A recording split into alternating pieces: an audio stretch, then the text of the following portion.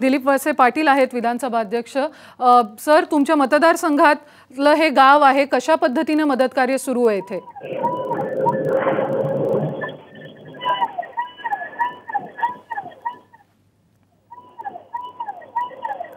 Sir, तुमच्या मतदारसंघात हे गाव मोडतं माळीण, कशा पद्धतीने इथे मदत कार्य सुरू आहे? खूप मोठी दुर्घटना घडलेली आहे। खूप मोठी दुर्घटना घडलेली आहे। डोंगराचा एक मोठा भागच अख्ख्या गावावर येऊन खाली कोसळलेला आहे आणि त्याच्यामध्ये अनेक घरं आणि माणसं हे त्या दुर्घटनेमध्ये दुर्घटनाग्रस्त त्या ठिकाणी झालेली आहेत।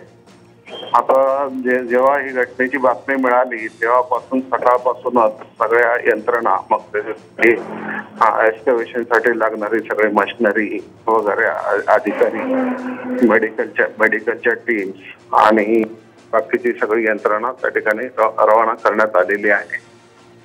बरोबर आहे सर, परंतु आपण पाहतोय की पाऊस सतत सुरू आहे, त्याच्यामुळे बचाव कार्यामध्ये मोठ्या अडचणी येत आहे। त्याच्यामुळे कशा प्रकारे हे बचाव कार्य सुरू राहणार आहे यापुढे? बचाव कार्याचा आता तिथं तो दुर्गम भाग आहे, खूप आतमध्ये आहे आणि त्याच्यामुळे तिथे काही प्रत्यक्षामध्ये काही टेलिफोनिक कॉन्टॅक्ट किंवा दुसऱ्या कुठल्याही मार्गाने तिथे कॉन्टॅक्ट होऊ शकत नाही। परंतु त्याच्यासाठी आवश्यक असणारी जे सगळे यंत्रणा जे आहेत ते यंत्रणा जागेवर पोहोचलेल्या आहेत। थोड्या वेळात त्या ठिकाणी कलेक्टर आणि पोलीस प्रमुख पण पोहोचलेले आहेत।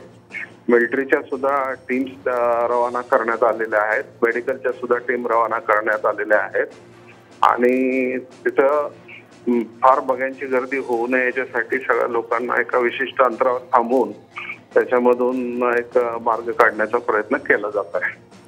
धन्यवाद सर, तुम्ही दिलेल्या सगळ्या माहितीबद्दल। पाऊस प्रचंड आहे आणि तरी देखील मदत कार्य सुरूच राहणार असं आपल्याला दिलीप वळसे पाटील यांनी सांगितलेलं आहे। माळीण हे जे गाव आहे ते साधारणतः 300 लोकवस्तीचं गाव आहे। 50 कुटुंब या गावामध्ये वास्तव्य करतात आणि सकाळी 8:15 ते 8:30च्या सुमारास हा अपघात घडलेला आहे।